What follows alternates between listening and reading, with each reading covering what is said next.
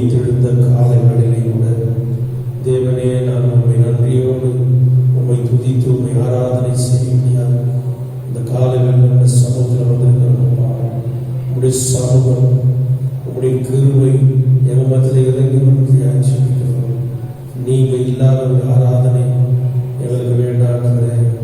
இயேசப்பா, உம்முடைய சமூகம் இந்த காலையில் எங்களை சூழ்ந்து கொள்ளும்படியா எங்களை முழுவதுமாய் இந்த சமூகத்தில் அர்ப்பணிக்கிறோம். ஆண்டவரே, எங்களுடைய ஆவி, ஆத்மா, சரீரத்தை ஜீவ பலியாய் உமக்கு அர்ப்பணிக்கிறோம்.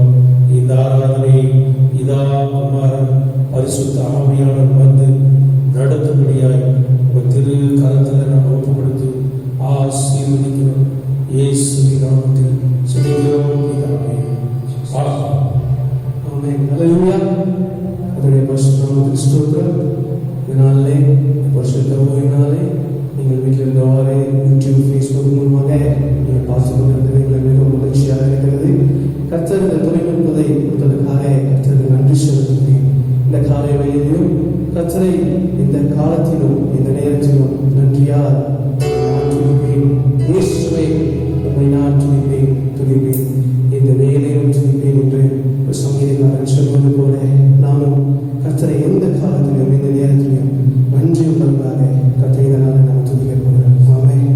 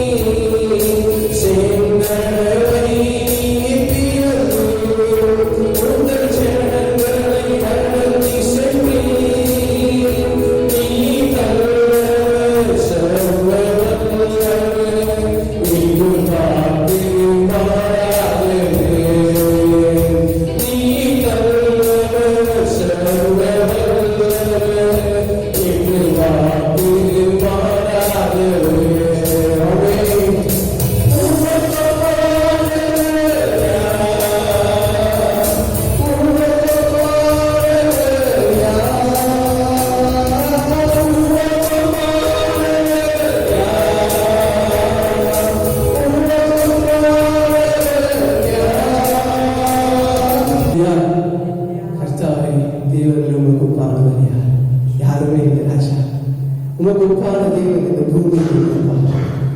1000 கோடி தேவர்கள் இந்த பூமியில் இருந்தாலும், அநேக கல்வியும் ஒன்றையும் அவங்க வழங்கிக் கொண்டிருந்தாலும், நீர் எங்களுக்காக இந்த ஜீவனை கொடுத்தீர். நீர் எனக்காக ரத்தம் சிந்தின தேவன். தகப்பனே, நான் உண்மை விட்டு எங்கே போகிறாச்சு? உண்மை விட்டு நான் எங்க செல்வேன்? நீர் எங்களோடு இருக்கிறாச்சு. நீர் எங்களை நடத்துங்க. 40 வருடம் இஸ்ரவேலர்கள் வனாந்திரத்தில் நடந்து வந்தாங்க. அவர்கள் உணவு இல்லாமல் இருந்தாங்க. அப்படியே வேதம் எங்கேயுமே சொல்லவே இல்லை. 40 வருஷம் நடந்து வந்தாங்க. வனாந்திர பகுதி, அவங்களுக்கு வீடு கிடையாது. அவங்க எங்க தங்குவாங்க, எந்த ஒரு பிரயாசமும் கிடையாது. அவங்க எந்த பிளானும் கிடையாது. இந்த வனாந்திர பகுதியில் அவங்க நடந்து வரும்போது 40 வருடம் இருக்கும். அவங்க உடுத்திருந்த உடையும் பழசு ஆகலை. அவங்க செருப்புகள் தீர்ந்து போவதில்லை சொல்லி வேதம் சொல்லுது. 40 வருடம் அவர் நடத்தின தேவன் அவர் இன்றும் உயிரோடு இருக்கிறார். அவர்களுக்கு மண்ணாக கொடுத்தார், பரலோகத்தில் மண்ணாக கொடுத்தார், காடையை வரவழைத்தார், கற்பாறையிலிருந்து தண்ணீரை கொடுத்தார். அந்த தேவன் இன்னும் உயிரோடு இருக்கிறார். தேவன் மாத்திரத்தில், அந்த தேவனை மாத்திரம் நம்ம நடுவில் நம்ம கூப்பிட்டோம்னா போதும், அவரை எல்லாத்தையும் மாற்றிக்கொள்வார். நம்ம இதனாலே நீங்கள் வீடுகளிலே எழுந்து நின்று வாரம் தூய ஆவியே உன் பிரசனத்தை நாங்கள் வாசிக்கிறோம். யாரையும் விளம்பி எங்களை ஆசீர்வதிங்க என்று சொல்லி எல்லாரும் நீங்கள் வீட்டில் இருந்தாலும் சரி, ஒரு 2 நிமிடம் நீங்க எல்லாரும் ஏந்து நின்று பரிசுத்த தேவனை, அந்த பரிசுத்த தேவனை பரிசுத்த அலங்காரத்தோட அவரிடம் தொழுகிறோம். ஆமென். அவர் பரிசுத்தங்களில் வாசமாயிருக்கிற தேவன், பரிசுத்த என்று வேதம் சொல்லுகிறது. அவர் பரிசுத்தத்திலே பிரியமா இருப்பார். சுடத்துல ஏதாவது உண்மைகள் இருந்தார். இந்த நாளிலே அவரிடத்துல நீங்க எல்லா சொல்லி நீங்கள் அறிக்கை செய்து, அப்பா பரிசுத்த ஆவியை நீங்கள் கூடுவாங்க செஞ்சு நீங்கள் மத்தியில் வாங்கப்பா இந்த நாளிலே என் உள்ளத்தின் ஆழத்திலிருந்து பரிசுத்த ஆவியை நான் கேட்க நாமே ஒரு வல்லமை எவ்வளவு வந்துருச்சுன்னா அவரோட வல்லமை மாற்றம் நம்ம கிட்ட வந்துருச்சு வச்சுக்கோங்க. நமக்கு முன்பதாக இருக்கிற அழகு அகற்று சோதனை என்று சொல்லக்கூடிய அத்தனையும் விலகி வரும். அவரோட வல்லமையை மாற்றம் இந்த நாளிலே நாம் பெற்றுக்கொள்ள, இந்த நாளிலே நம் கர்த்தரை நம்ம பரிசுத்தப்படுத்த போறோம். ஆமென்.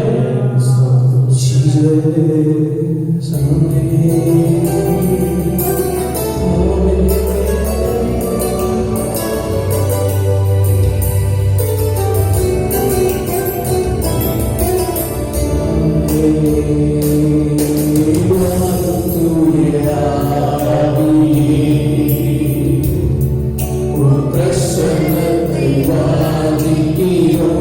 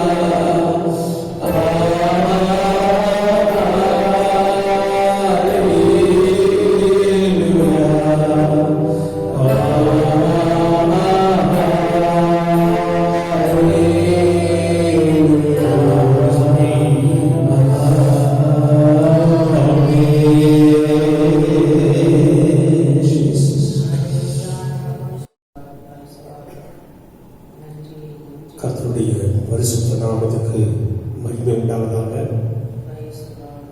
ஆண்டவரும் உலக இரட்சகருமாகிய இயேசு கிறிஸ்துவின் இணையற்ற நாமத்தில் உங்கள் யாவரையும் வாழ்த்தி வரவேற்கிறேன். கர்த்தர் உங்களை ஆசீர்வதிப்பாராக. இந்த நாளிலே கூட நாம் நம்முடைய தியானத்துக்கு ஆதாரமாக வெளிப்படுத்தின விசேஷம் 1ஆம் அதிகாரம் 17ஆம் வசனத்தையும் 18ஆம் வசனத்தையும் நான் வாசிக்கும்படியாக கேட்டுக்கொள்கிறேன். வெளிப்படுத்தல் 1:17-18. நான் அவரை கண்டபோது செத்தவனைப் போல அவருடைய பாதத்தில் விழுந்தேன். அப்பொழுது அவர் தம்முடைய வலது கரத்தை என்மேல் வைத்து என்னை நோக்கி, பயப்படாதே, நான் முந்தினவரும் பிந்தினவரும் உயிருள்ளவருமாயிருக்கிறேன்.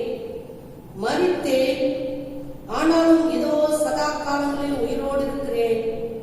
ஆமென். நான் மரணத்துக்கும் பாதாளத்துக்கும் உரிய திறவுகோல்களை உடையவராயிருக்கிறேன். ஆமென். கர்த்தருடைய பரிசுத்த நாமத்துக்கு மகிமை உண்டாவதாக. இங்கே சொல்லப்பட்டிருக்கிறது, என்னை நோக்கி பயப்படாதே, நான் முந்தினவரும் பிந்தினவரும் உயிருள்ளவருமாயிருக்கிறேன்.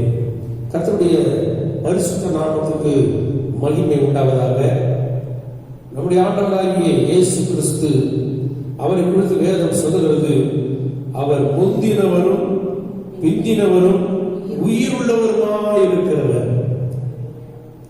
அவர் ஆதியும் அந்தமுமாயிருக்கிறவர். அவர் முதலும் முடிவுமாயிருக்கிறவர். அவர் இருக்கிறவராகவே இருக்கிறவர் என்று வேதம் சொல்லுகிறது.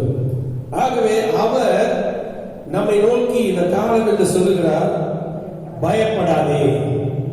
ஏன் பயப்படாதே, எதற்கு பயப்படாதே என்று அவர் சொல்லுகிறார் என்றால், அவர் அடுத்த வசனத்தில் சொல்லுகிறார், மரித்தேன், ஆனாலும் இதோ சதா காலமும் உயிரோடு இருக்கிறேன். நம்முடைய ஆண்டவராகிய இயேசு ஒரு மரித்து போன ஒரு தெய்வம் அல்ல. அவர் இன்றைக்கும் உயிரோடு இருக்கிற ஒரு தேவன். அவர் சொல்லுகிறார், நான் மரணத்துக்கும் பாதாளத்துக்கும் உரிய திறவுகோல்களை உடையவராயிருக்கிறேன். கர்த்தருடைய பரிசுத்த நாமத்துக்கு மகிமை உண்டாவதாக. அருமையானவர்களே, இங்கே அவர் யாராயிருக்கிறார் என்று மிக தெளிவாக இங்கே சொல்லப்பட்டிருக்கிறது.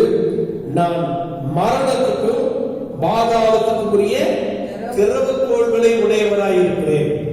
கர்த்தருடைய நாமத்துக்கு மகிமை உண்டாவதாக. திறவுகோல் என்றால் கீ, சாவி. அந்த கீ யார் கையில் இருக்கிறது என்றால் ஆண்டவராகிய இயேசுவின் கையில் தான் இருக்கிறது. மரணம், அருமையான தேவனுடைய பிள்ளைகளே, இன்றைக்கு மரணம் உலகம் முழுவதும் எங்கு பார்த்தாலும் மரண ஓலம் கேட்டுக் கொண்டிருக்கிறது.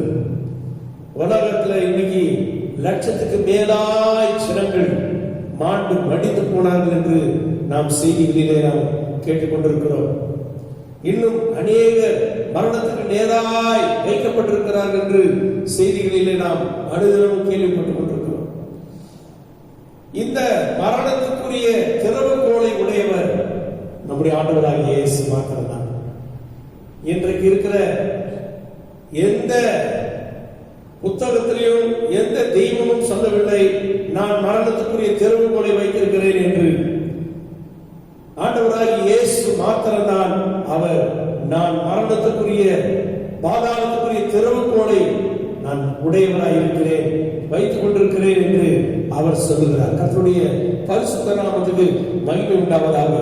இன்றைக்கு மரணத்துக்கு ஒரு பூட்டு போட வேண்டுமானால் அது ஆண்டவருடைய கரத்தில் தான் இருக்கிறது. இன்றைக்கு இந்த கொரோனா வைரஸ் அழிக்கப்பட வேண்டுமானால் அது அவர் கரத்தில் தான் இருக்கிறது. அருமையானவர்களை, நாம் அவரை நோக்கி பார்த்தால்தான் இதிலிருந்து ஒரு விடுதலையை தேவன் நமக்கு தர முடியும். கர்த்தருடைய பரிசுத்த நாமத்துக்கு மகிமை உண்டாவதாக. அவர்தான் இந்த பூமியில வந்து மரணத்தை ஜெயித்தார். கர்த்தருடைய நாமத்துக்கு மகிமை உண்டாகட்டும். அதனால்தான் இங்க சொல்லப்படுது, மரித்தேன் ஆனாலும் இதோ சதா காலமும் உயிருள்ளவராயிருக்கிறேன். மரணத்தை ஜெயித்தவர், பாதாளத்தை ஜெயித்தவர், இன்றைக்கு அவர் உயிரோடு கூட இருக்கிறார். அவருடைய கரத்துல அந்த திறவுகோல், அந்த சாவி அவர் கையில தான் இருக்கிறது. அவர் பூட்டுகிறதை ஒருவனால் திறக்க முடியாது, அவர் திறக்கிறதை ஒருவனால் பூட்ட முடியாது. அப்பேற்பட்ட ஒரு திறவுகோலை கரத்தில் ஏந்தி கொண்டிருக்கிறவர் நம்முடைய ஆண்டவராகிய இயேசு கிறிஸ்து. அவர்தான் மரணத்தை ஜெயமாக விழுங்கினார் என்று வேதம் சொல்லுகிறது. 1 கொரிந்தியர் 15ஆம் அதிகாரம் 55, 56 இந்த 2 வசனங்களை வாசிக்கும் போது, மரணமே உன் கூர் எங்கே, பாதாளமே உன் ஜெயம் எங்கே? மரணத்தின் கூர் பாவம். கர்த்தருடைய பரிசுத்த நாமத்துக்கு மகிமை உண்டாகும். மரணத்தின் கூர் பாவம் என்று வேதம் திட்டவட்டமாய் சொல்லுகிறது. பாவம் செய்கிறவன் அவன் மரணத்துக்கு பாத்திரனாய் இருக்கிறான். பாவத்தின் சம்பளம் மரணம் என்று திட்டவட்டமாய் வேதம் சொல்லுகிறது. அருமையானவர்களே, இன்றைக்கு ஆண்டவராகிய இயேசு அவர் மரணத்தை ஜெயித்தவர். இந்த ஆண்டவரை உடைய உள்ளத்தின் ஆழத்தில் நீங்க விசுவாசித்து, என் இயேசு மரணத்தை ஜெயித்தவர் என்று யார் யார் அறிக்கையிட்டு அவரை விசுவாசித்து அவரை ஏற்றுக்கொள்கிறார்களோ அவர்களும் அவரை போல இந்த மரணத்தை ஜெயித்து விடலாம். உயிரோடு என்னை விசுவாசிக்கிறவன் எவனோ மரணத்தை காண்பதில்லை என்று ஆண்டவர் சொல்லியிருக்கிறதை நாம் பார்க்கிறோம். சங்கீதக்காரனாகிய தாவீது 48ஆம் சங்கீதம் 14ஆம் வசனத்துல வாசிக்கும் போது, இந்த தேவன் என்றென்றைக்கும் உள்ள சதா காலங்களிலும் நம்முடைய தேவன் மரண பரியந்தம் நம்மை நடத்துவார். அருமையானவர்களே, மரண பரியந்தம் நடத்துகிற ஒரு தேவன் தான் ஆண்டவராகிய இயேசு கிறிஸ்து. நீ மரணத்தை பார்த்து பயப்பட வேண்டிய அவசியம் இல்லை. ஏனென்றால் அவர் ஏற்கனவே மரணத்துக்கு அதிகாரியாக பிசாசை தம்முடைய மரணத்தினாலே அவர் அழித்துக் கொண்டார். ஆகவே இன்றைக்கு அவரை யார் யார் விசுவாசிக்கிறார்களோ, யார் யார் அவரை ஏற்றுக்கொண்டிருக்கிறார்களோ, யார் யார் அவர் மேல ஒவ்வொரு நாளும் ஏக்கத்தோடு அவரை பார்த்துக் கொண்டிருக்கிறார்களோ, அவர்களுக்கெல்லாம் அவர் என்ன சொல்கிறார்னா, மரண பரியந்தம் உன்னை நடத்துகிற ஒரு தேவன். கர்த்தருடைய பரிசுத்த நாமத்துக்கு மகிமை உண்டாகும். யோபு 5ஆம் அதிகாரம் 20ஆம் வசனத்துல நாம் வாசிக்கிறோம், பஞ்சத்திலே அவர் உம்மை மரணத்துக்கும் யுத்தத்திலே பட்டயத்தின் வெட்டுக்கு விலக்கி மீட்பார். கர்த்தருடைய பரிசுத்த நாமத்துக்கு மகிமை உண்டாகும். ஒருவேளை பஞ்ச காலம், இந்த பஞ்ச காலத்துல என்ன செய்வோம் ஏது செய்வோம் என்று நாம் கலங்கி தவிக்கிற இந்த நாட்களிலே அவர் சொல்லுகிறார், பஞ்சத்திலே அவர் உம்மை, பஞ்ச காலத்திலே அவர் உம்மை மரணத்துக்கு யுத்தத்திலே பட்டயத்தின் வெட்டுக்கு விலக்கி மீட்பார். கர்த்தருடைய நாமத்துக்கு மகிமை உண்டாகும். ஒருவேளை இந்த காலம் ஒரு பஞ்ச காலம், இனி ஒருவேளை யுத்தம் மூலலாம், பயங்கரமான யுத்தங்களின் செய்திகள் வந்து கொண்டிருக்கிறது. எப்பேற்பட்ட ஒரு சூழ்நிலை வந்தாலும் ஆண்டவராகிய இயேசுவை சொந்த இரட்சகராய் ஏற்றுக்கொண்ட தம்முடைய பிள்ளைகளை அவர் என்ன செய்வாராம்? மரணத்துக்கும் பஞ்சத்துக்கும் விலக்கி மீட்பார். அல்லேலூயா. கர்த்தருடைய நாமத்துக்கு மகிமை உண்டாவதாக. இன்னொரு வசனத்தை நாம் வாசிக்கலாம். சங்கீதம் 89:48.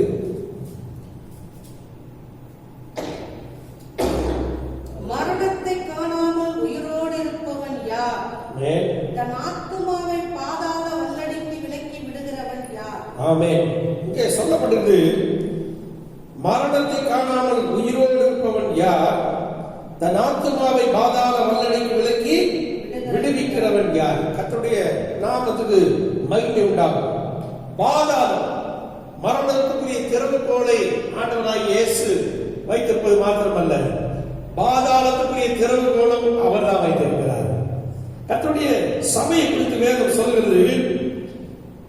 நாம் மத்தேயு சுவிசேஷத்துல 16ஆம் அதிகாரத்துல 18, 19 இந்த 2 வசனங்களை நாம் பார்க்கும் பார்க்கும்போது மத்தேயு 16:18-19. மேலும் நான் உனக்கு சொல்லுகிறேன், ஆமென். நீ பேதுருவாய் இருக்கிறாய். இந்த கல்லின் மேல் என் சபையை கட்டுவேன். இந்த கல்லின் மேல் என் சபையை கட்டுவேன். பாதாளத்தின் வாசல்கள் அதை மேற்கொள்வதில்லை. பாதாளத்தின் வாசல்கள் அதை மேற்கொள்வதில்லை. மேற்கொள்வதில்லை. கர்த்தருடைய நாமத்துக்கு மகிமை உண்டாகட்டும்.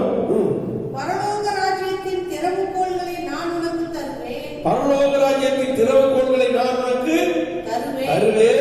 பூலோகத்தில் நீ கட்டுகிறது எதுவோ அது பரலோகத்திலும் கட்டப்பட்டிருக்கும். பூலோகத்தில் நீ கட்ட அவிழ்ப்பது எதுவோ ஆமென். அது பரலோகத்திலும் கட்ட அவிழ்க்கப்பட்டிருக்கும். ஆமென். கர்த்தருடைய பரிசுத்த நாமத்துக்கு மகிமை உண்டாகட்டும்.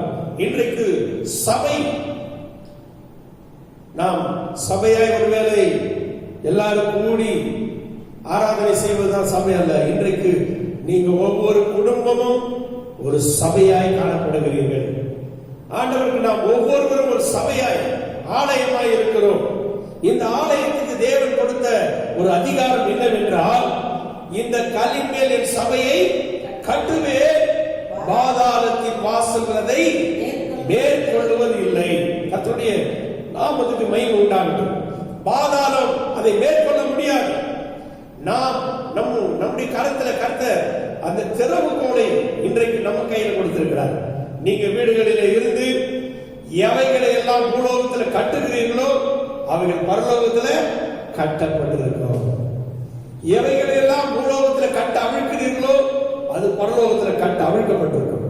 அந்த திறவுகோலை யார் கையில தேவன் அந்த அதிகாரத்தை யார் கையில கொடுத்திருக்கிறார் என்றால், ஆண்டவராகிய இயேசு கிறிஸ்துவை சொந்த இரட்சகராய் ஏற்றுக்கொண்டு அவருக்காக உண்மையாய் பரிசுத்தமாய் தன்னை காத்துக்கொண்டு வாழுகிற தம்முடைய பரிசுத்தவான்களுக்கு, நீதிமான்களுக்கு அப்பேற்பட்ட ஒரு சிலாக்கியத்தை, பாக்கியத்தை தேவன் தருகிறார். கர்த்தருடைய நாமத்துக்கு மகிமை உண்டாகும். பாதாளம் அது யாருக்காக உண்டாக்கப்பட்டது?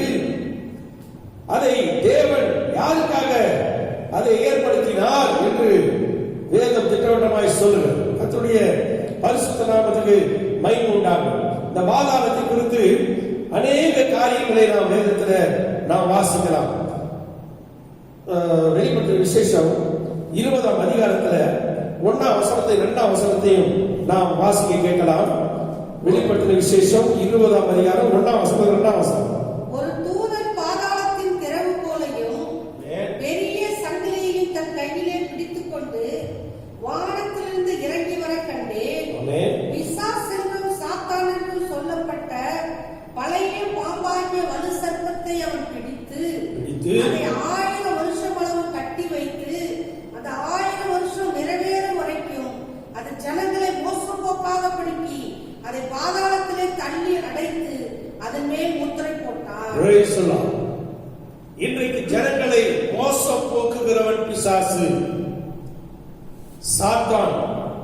பிசாசு என்றும் சாத்தான் என்றும் சொல்லப்பட்ட பழைய பாம்பாகிய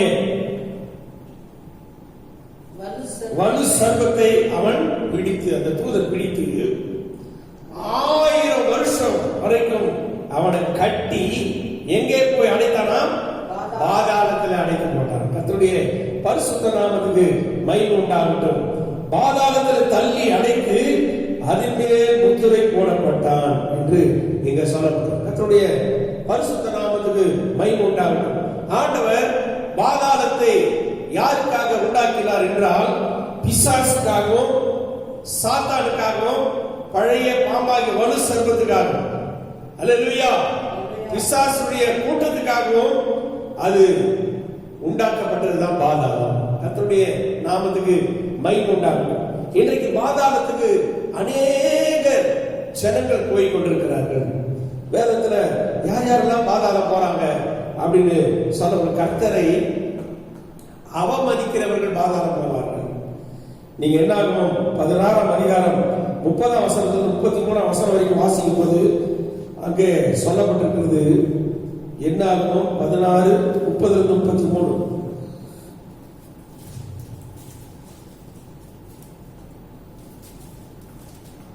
கர்த்தர் ஒரு புதிய காரியத்தை நேரிட செய்வதால் பூமி தன் வாயை திறந்து இவர்கள்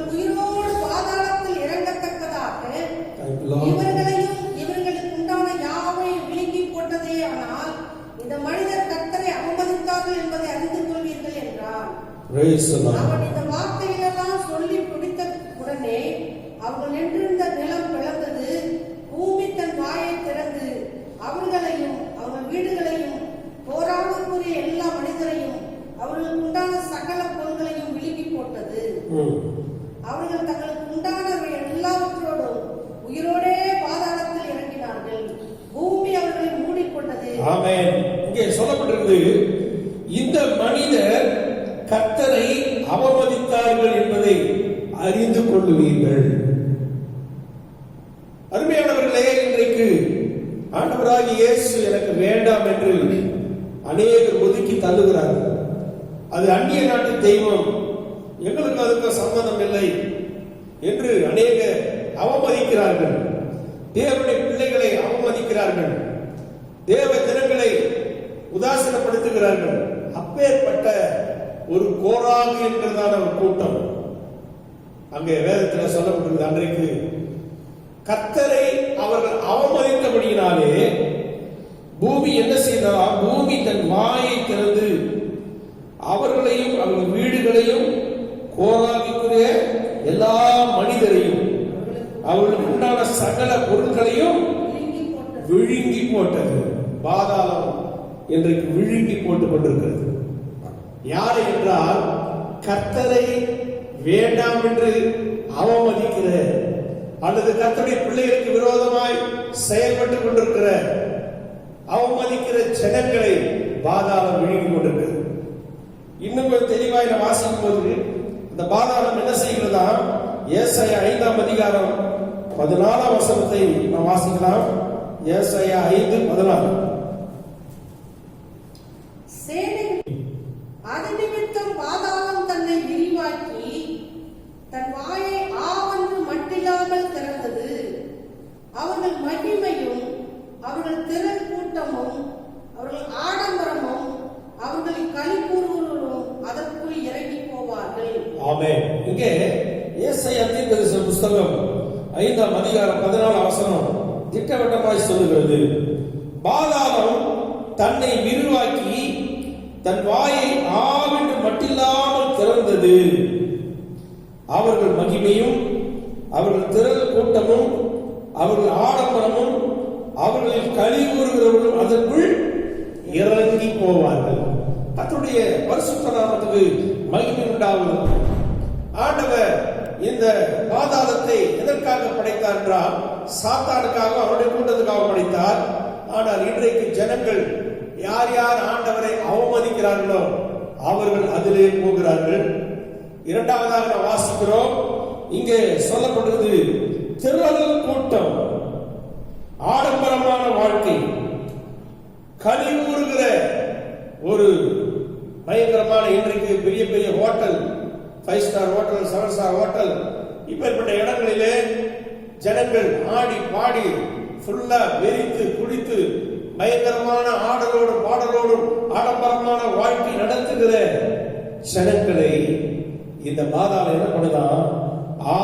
என்று வாயை மட்டில்லாமல் திறந்து அப்படியே விழுங்கி போடுகிறது. முதலாவது, கர்த்தரை அவமதிக்கிறவர்களை அவங்க குடும்பம் முழுவதையும் அவங்க சொத்துக்களை எல்லாத்தையும் அப்படியே ஆவென்று விழுங்கி போட்டது. இரண்டாவது, இங்கே ஆடம்பரமான ஒரு வாழ்க்கை, சுகபோகமான ஒரு வாழ்க்கை, குடித்து வெறித்து கும்பாலம் போட்டு யாருக்கும் ஒரு தெய்வ பயம் இல்லாதபடி தன் மனம் போல வாழ்ந்து கொண்டிருக்கிற இந்த ஜனங்களை ஆவென்று அந்த பாதாளம் அப்படியே திறந்து அவங்க எல்லாரும் விழுங்கி போடுகிறது என்று வேதம் சொல்றது. கர்த்தருடைய பரிசுத்த நாமத்துக்கு மகிமை உண்டாவதாக. நமக்கு எல்லாருக்கும் தெரிந்த சம்பவம் ஐஸ்வர்யவானை குறித்து வேதம் சொல்லுகிறது. லூக்கா சுவிசேஷம் 16ஆம் அதிகாரத்துல 23 25 வரைக்கும் நாங்க வாசிக்கும் போது அங்கே ஐஸ்வர்யவானுடைய காரியத்தை குறித்து நாம் பார்க்கிறோம். லூக்கா சுவிசேஷம் 16:23. பாதாளத்திலே அவன் வேதனைப்படுகிற போது ஆமென், தன் கண்களை ஏறெடுத்து தூரத்திலே ஆபிரகாமையும் அவன் மடியிலே லாசருவையும் கண்டான். Praise the Lord. கர்த்தருடைய நாமத்துக்கு மகிமை உண்டாவதாக. இங்கே ஐஸ்வர்யவான் அவனை குறித்து நாம் இங்கே பார்க்கிறோம். இந்த ஐஸ்வர்யவான் அவன் மரித்து பாதாளத்துக்கு போனான். ஆனால் ஏழை மனிதனாகிய லாசரு, கர்த்தருக்கு பரிசுத்தவானாயிருந்த அந்த லாசரு, அவன் மரித்து அவன் பரதேசிக்கு போனான். அவன் ஆபிரகாமின் மடியிலே தேற்றப்பட்டுக் கொண்டிருக்கிறான். இந்த ஐஸ்வர்யவான், இவனுக்கு அநேக இந்த உலகத்துல பலவிதமான மங்களாக்கள் இருந்தது, கார் இருந்தது, ஆட்கள் இருந்தார்கள், எவ்வளவு சொத்து சொகம், எத்தனை பேரை அவன் ஏமாற்றி அவன் அபகரிச்சு சொத்துக்களை சேர்த்து வைத்து இந்த பூமியில எவ்வளவாய் அவன் மனரம்யமாக வாழ்ந்தான். ஆனால் அவனுடைய முடிவு ஒரு வேதனை நிரம்பின ஒரு இடத்துல போனது. அவன் அந்த பாதாளத்துல போய் என்ன செய்யறானா, இங்க சொல்லப்படுது, பாதாளத்திலே அவன் வேதனைப்படுகிற போது தன் கண்களை ஏறெடுத்து தூரத்திலே ஆபிரகாமையும் அவன் மடியிலே லாசருவையும் கண்டான். அப்பொழுது அவன், தகப்பனாகிய ஆபிரகாமே, நீர் எனக்கு இறங்கி லாசரு தன் விரலின் நுனியை தண்ணீரில் தோய்த்து என் நாவை குளிர பண்ணும்படி அவனை அனுப்ப வேண்டும். இந்த அக்னி ஜுவாலையிலே வேதனைப்படுகிறேனே என்று கூப்பிட்டான். அருமையானவர்களே, பாதாளம் ஒரு பயங்கரமான ஒரு இடம். இந்த பாதாளத்தை குறித்து அவன் சொல்லுகிறான், இந்த அக்னி ஜுவாலையிலே வேதனைப்படுகிறேனே.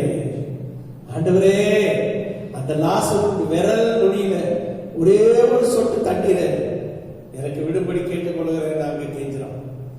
கர்த்தருடைய பரிசுத்த நாமத்துக்கு மகிமை உண்டாகும். பிரசங்கிற ஒரு வசனம் சொல்லு, நீ போகிற பாதாளத்திலே செய்கையும் வித்தை அங்கே இல்லையே. அங்கே போய் நான் பார்த்துக் கொள்ளலாம் என்று நீ நினைப்பாயானால் இன்றைக்கு அது அட்டர் வேஸ்ட். அங்கே அந்த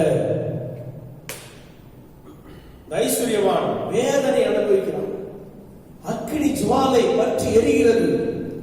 அவன் நாக்கெல்லாம் வறண்டு போகிறது. ஐயோ என்று கதறுகிற ஒரு நிலைமையிலே அந்த பாதாளத்தில் போகிறான். கர்த்தருடைய பரிசுத்த நாமத்துக்கு மகிமை உண்டாவதாக. இன்றைக்கு மூன்றாவதாக பாதாளம் யாரை விழுங்குகிறது என்றால், இந்த பூமியில ஐஸ்வர்யம் உள்ளவர்களை, ஐஸ்வர்யம் உள்ளவர்கள் தங்களுக்கென்றே என்ன செய்கிறார்களாம், சேர்த்து சேர்த்து வைக்கிறார்கள். தேவனுடைய ராஜ்யத்துக்கு விரோதமாய், தேவனுக்கு விரோதமாய் பலவிதமான காரியங்களை செய்து கொள்ளையடித்து, ஏழை எளிய ஜனங்களுடைய வயிற்றில் கொள்ளையடித்து, அவங்களுடைய சொத்துக்களை அபகரித்து தன்னுடைய குடும்பத்துக்கு சேர்த்து சேர்த்து சேர்த்து சேர்த்து வைக்கிற ஐஸ்வர்யவான்களை குறித்து இங்க சொல்லப்படுது. ஒருவேளை நீ இந்த பூமியில நல்ல ஐஸ்வர்யமா வாழ்ந்து நல்ல சம்பிரமமா வாழ்ந்திருக்கலாம். ஆனால் முடிவு அது பயங்கரமான ஒரு இடம். அது வேதனை நிறைந்த ஒரு இடம். அதுதான் நித்தியமாய் வாழுகிற ஒரு இடம். அருமையானவர்களே, சற்று நாம் சிந்தித்து பார்க்க வேண்டும். நம்முடைய வாழ்க்கையில நாம் நம்முடைய நம்பிக்கையை ஐஸ்வர்யத்தின் மேல் வைக்காதபடி, இந்த உலகத்தின் மேல ஆசை வைக்காதபடி, ஆண்டவராகிய இயேசு கிறிஸ்துவை உங்கள் சொந்த இரட்சகராய் நீங்க ஏற்றுக்கொண்டு அவர் ஒருவருக்கே நீங்க வாழும்போது உங்க குடும்பத்துல ஆண்டவர் என்ன செய்கிறாரா, இந்த பாதாளத்தை ஜெயிக்கத்தக்க பலனை, திறவுகோலை உங்களுக்கு தருகிறார். இரண்டாவதாக ஒரு வசனத்தை வாசித்து நாம் முடிச்சிடலாம்.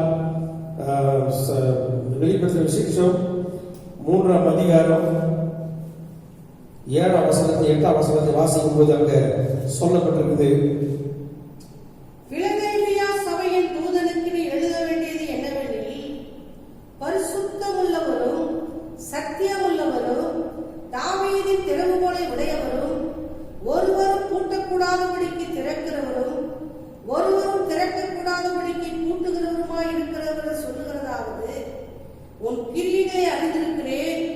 உனக்கு கொஞ்சம் பலன் இருந்தும் நீ நாமத்தை மறுதலியாமல் என் வசனத்தை கை கொண்டபடியினாலே இதோ திறந்த வாசலை உனக்கு முன்பாக வைத்திருக்கிறேன், அதை ஒருவனும் பூட்ட மாட்டான்.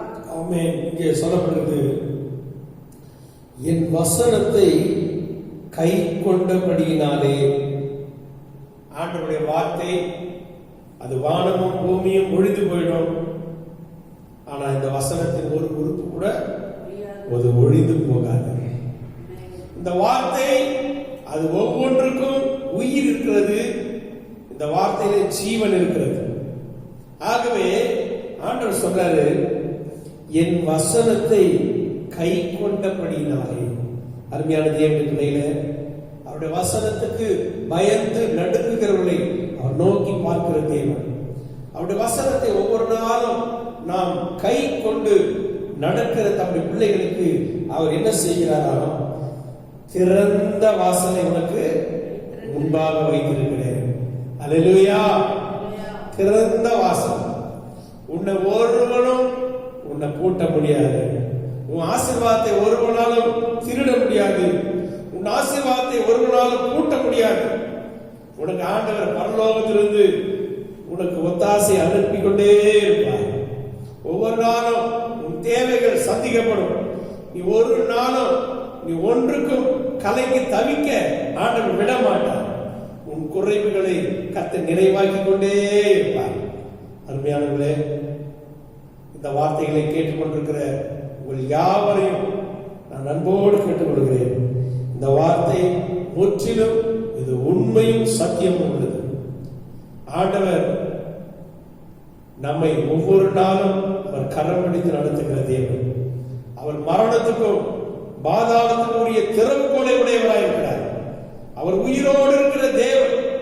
இந்த உயிரோடு இருக்கிற தேவனை நம்ம ஒவ்வொரு நாளும் எப்படி எல்லாம் நாம் அவருக்கு பயந்து நடக்க வேண்டும் என்றால், இந்த வசனத்தை கை கொள்ளுகிறதுனாலே நாம் அவருக்கு பயந்து நடக்க வேண்டும். இந்த வசனமே சத்தியம். இந்த வேத வசனத்தின்படி நாம் நம்முடைய வாழ்க்கையை அமைத்துக் கொண்டு நாம் செல்வோமானால் நிச்சயமாகவே நாம் பாதாள வல்லடிக்கு நம்மை தப்பித்து விட்டுவார். நாம் பாதாளம் போக வேண்டிய அவசியம் வராது. நம்மை ஆண்டவர் அந்த பரதீசுக்குள்ள வைத்து உலகத்தின் முடிவிலே நமக்கு அந்த தேவனுடைய கிருபை நமக்கு இருந்து நம்மை பரலோக ராஜ்யத்தில் நம்மை சொந்தக்காரர்களாய் கர்த்தர் உயர்த்தி வைப்பார். அருமையானவர்களே, பாதாளத்தில் போகிற ஆத்துமாக்கள் இரண்டாம் மரணத்தினால அவங்க சேதப்படுவார்கள் என்று வேதம் சொல்லுங்க. ஒரு நாள் வரப்போகிறது, அந்த இரண்டாம் மரணமாகிய அக்கினியும் கந்தகமும் எரிகிற கடலில் அவர்கள் தள்ளப்படுவார்கள். அவர்கள் யார் என்றால், ஆண்டவரை இந்த உலகத்தில் ஏற்றுக்கொள்ளாமல் ஆண்டவரை அப்படியே அவமதித்து தன் இஷ்டம் போல வாழ்ந்து செத்து போறவர்கள் எல்லாம் பாதாளத்தில் போய் இருப்பார்கள். ஆனால் கர்த்தருக்குள் மரிக்கிறவர்கள் பாக்கியவான்கள். கர்த்தருக்காக பக்தி வைராக்கியம் பாராட்டி மரித்த தேவ ஜனங்கள் அந்த பரதேசத்தில் இருப்பார்கள். ஒரு நாள் வரும், கர்த்தருடைய பிள்ளைகள் இரண்டாம் மரணத்தினால் சேதப்படுவது இல்லை என்று இங்க வெளிப்படுத்தின விசேஷம் 21 அதிகாரத்தில் சொல்லப்படுது. அவங்க இரண்டாம் மரணத்தினால சேதப்படுவது இல்லை.